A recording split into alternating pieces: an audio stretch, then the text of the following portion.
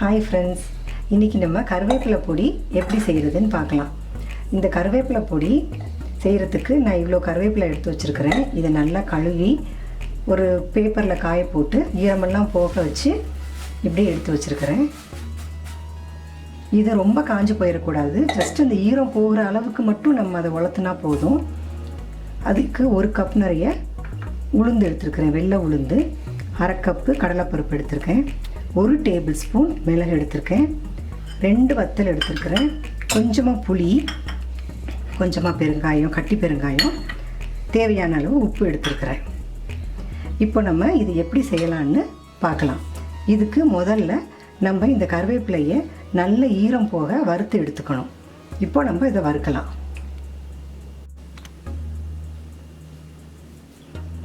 இப்போ நம்ம இந்த கருவேப்பிலையை ஒரு இரும்பு சட்டியில் போட்டு வறுத்து எடுத்துக்கலாம். கொஞ்சம் கொஞ்சமாக இதை ஃபஸ்ட்டு வறுத்துக்கலாம்.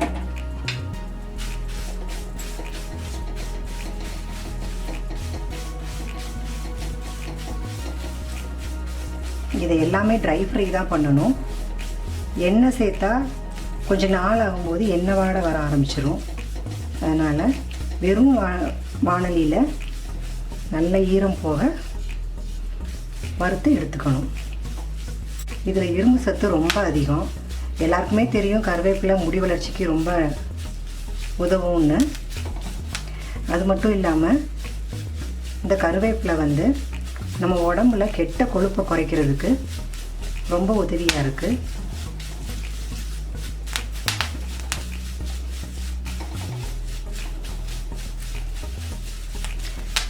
இந்த கருவேப்பிலையை தினப்படி நம்ம சாப்பாட்டில் எடுத்துக்கிறது நமக்கு ரொம்ப நல்லது.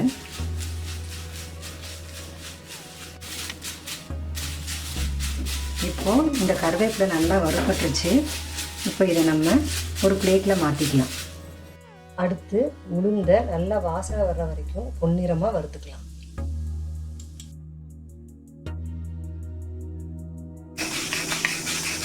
இப்போது இந்த உளுந்து நல்லா பொன்னிறமாக வறுபட்டுருச்சு. இதை நம்ம ஒரு பிளேட்டுக்கு மாற்றிக்கலாம். அடுத்து நம்ம கடலைப்பருப்பை வறுக்கலாம். இந்த கடலைப்பருப்பையும் நிதானமாக பொன்னிறமாக ஆகிற வரைக்கும் வறுத்து எடுத்துக்கலாம்.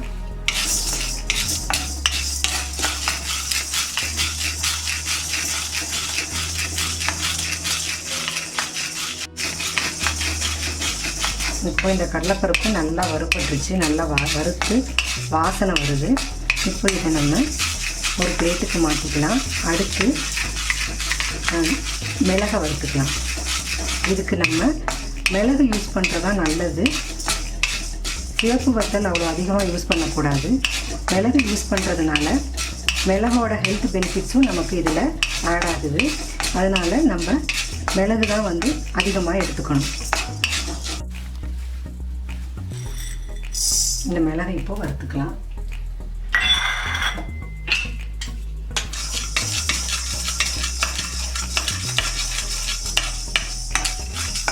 மிளகு வறுபடுறதுக்கு கொஞ்சம் நேரம் தான் ஆகும்.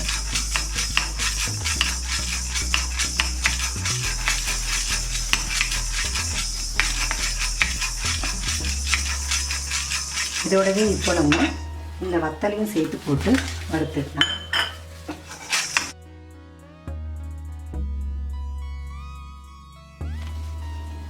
இந்த புளியவும் லேசாக வறுத்து எடுத்துக்கலாம். புளி ஆப்ஷனல் தான். சாதத்தில் போட்டு சாப்பிடும்போது கொஞ்சம் புளி சேர்த்துருந்தா டேஸ்ட் இன்னும் கொஞ்சம் நல்லாயிருக்கும்.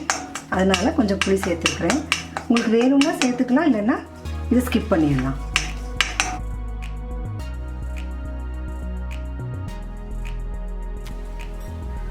இந்த பெருங்காயத்தோடையும் வறுத்து எடுத்துக்கலாம். எப்போவுமே கெட்டி பெருங்காயம் சேர்க்குறது நல்ல வாசனையை கொடுக்கும்.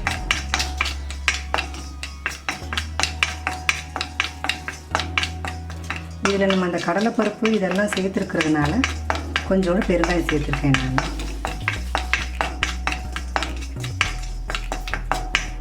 பெருங்காயம் வறுபட்டுச்சு. இப்போது கடைசியாக இந்த உப்பையும் வறுத்துக்கலாம். பாருங்கள், இந்த கருவேப்பிலை எவ்வளோ நல்லா வறுபட்டிருக்கு. இது மாதிரி நல்லா வறுபடணும். கொஞ்சம் கூட ஈரப்பதம் இருக்கக்கூடாது. ஈரப்பதம் இருந்ததுன்னா பொடி கெட்டு போயிடும் சீக்கிரமாக. ஸோ இது கொஞ்சம் சூடாக இருக்குது. இப்போது இது ஆறுற வரைக்கும் நம்ம வெயிட் பண்ணலாம். இப்போ இது நல்லா அரைப்பட்டுருச்சு. இங்கே பாருங்கள், இந்த அளவுக்கு கொஞ்சம் கொரகொரப்பாக இருந்தால் போதும்.